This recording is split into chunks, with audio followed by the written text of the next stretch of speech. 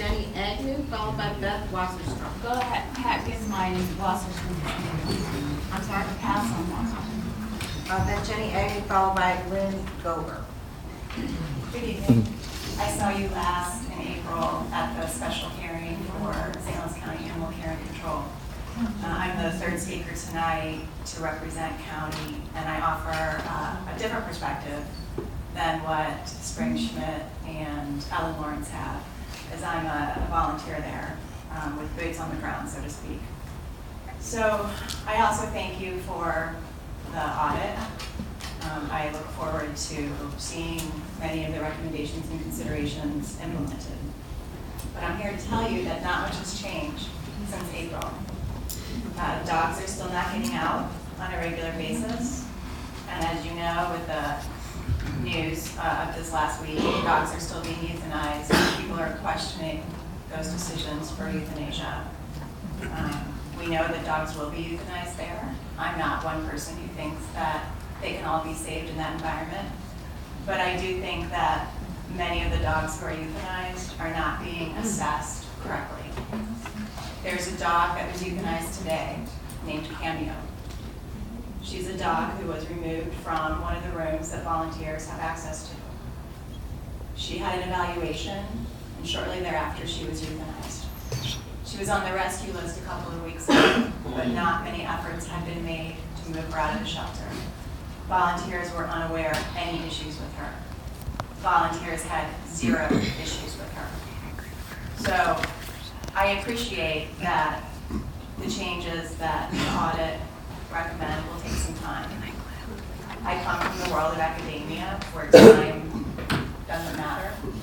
Time does matter to these animals. And it mattered to Cameo because today her time was up. So I'm here as a reminder that these are living beings who continue to be affected by the way St. Louis County Animal Care and Control is run. And I guess I'll be back at the next meeting to talk about the next animal that's euthanized. Thank you.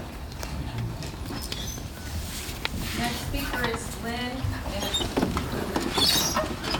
Gober, I'm not sure. Yes, that's right. And followed by Bob Mahajan.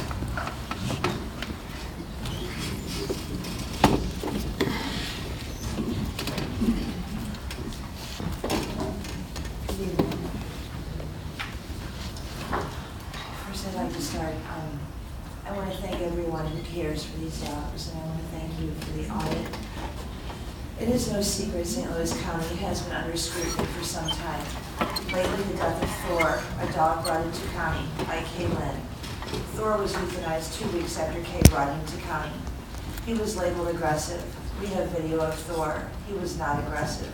He was healthy when he was brought into county. Later to be found with kennel cough, aggressive behavior, and we were told he bit a staff worker. We do not believe this.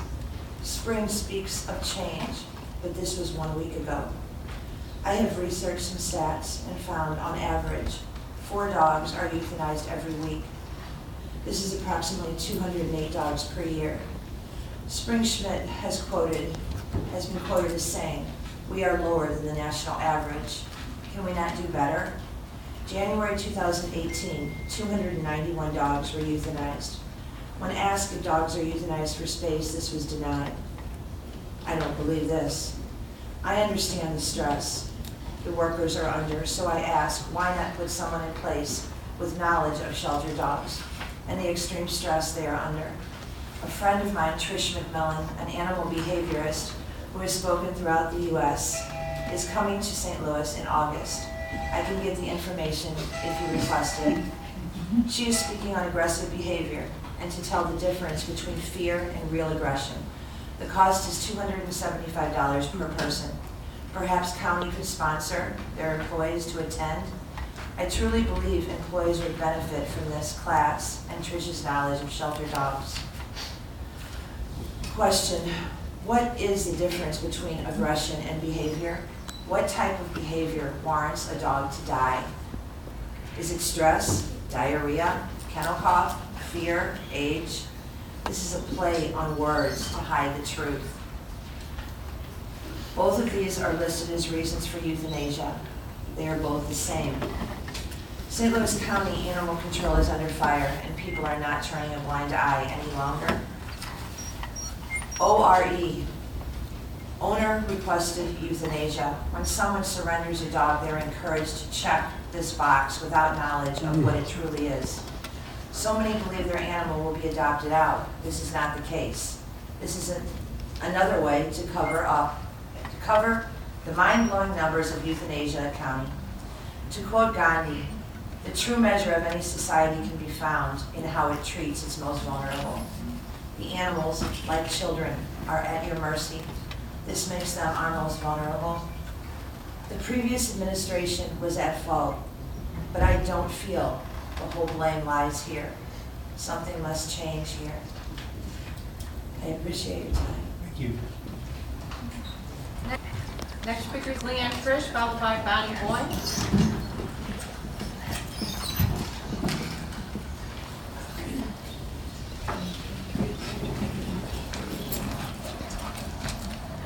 Good evening. Leanne Frisch, University City. I don't have any prepared remarks really because I do want to state that the audit confirms what many of us have been saying has been happening at the animal control for a decade. We're grateful that the problems are finally being acknowledged, but as people who are there every day, like Jenny has said,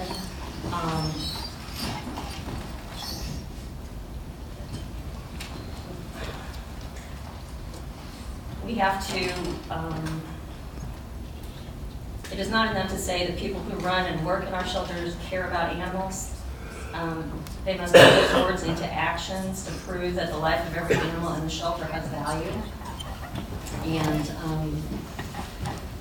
I know some of the people here are upset that a lot of people are talking about dogs or animals instead of people and feeling, but I think what some people don't realize and why I've been so passionate about this topic for so many years is because our tax dollars are being spent to kill healthy, treatable animals, and they're calling it euthanasia. And euthanasia should only be used when an animal is being put out of pain, and so the reason that some of us are upset, I'm just babbling, I'm sorry. I do want to say, not rocket science, The Story of No-Kill Animal Shelter Advocacy in Huntsville, Alabama is an excellent book, and we all need to read it. But people don't know what's going on at the shelter.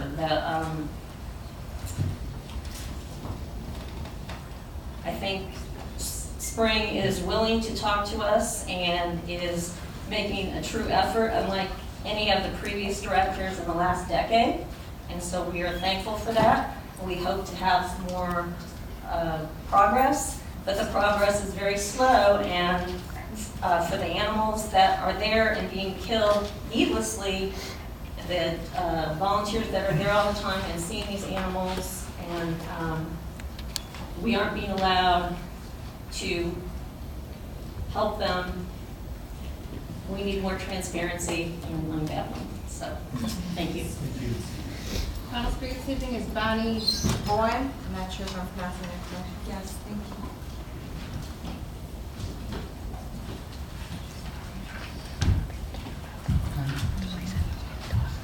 Hi, thank you for allowing me to speak. I just want to start by piggybacking on what Leanne was saying and addressing the comments earlier made about how we're focusing attention and resources on the animal shelter and not on people. And the truth is that compassion is not like a pie. It's not that you take one piece and less is left for others. Compassion is like a candle, and when you light one, you can use that flame to light another. So compassion for animals and people is, in my opinion, and it's been, you know, documented, they're intrinsically linked. So the FBI has documented that people who are inclined to abuse animals are also likely to abuse people. So we don't need to shift our focus toward one or the other. We need to find the compassion and the resources to take care of everybody in the county. And to people with pets, their animals are their family members, and they're very, very important to them. I want to comment briefly on Angie Zorch's case where the SWAT team was called to her house and killed her dog, shot her in the back as she was running away from the SWAT members. No amount of money can make up for what happened to Angie's family. And her family is forever traumatized by the people that were supposed to protect her.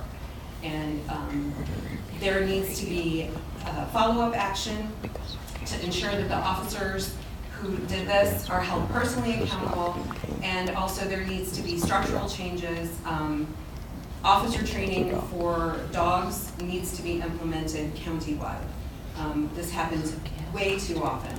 And luckily, Ms. Zorich had the tenacity to follow through and see that justice was achieved for her family, but most people did not. Also, I do want to comment on the audit for the animal shelter. It is encouraging to see that these problems are actually seeing the light of day.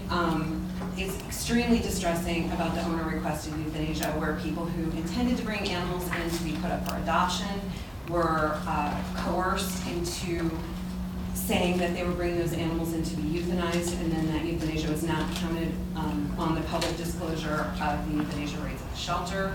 That's a major betrayal to the animals and the people of St. Louis County.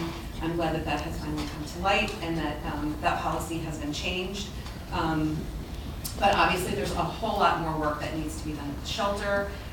We need to get back to basics. We've been talking about dog walking for almost 10 years. Those animals have got to get out of those cages. Every animal has got to go outside several times a day, every day. They decline quickly when they're in stressful situations, and they don't even have an opportunity to eliminate out of their cage. So whatever resources need to be given to the shelter to hire more dog walkers, we need to see that happen as soon as possible. Thank you again for listening to my comments.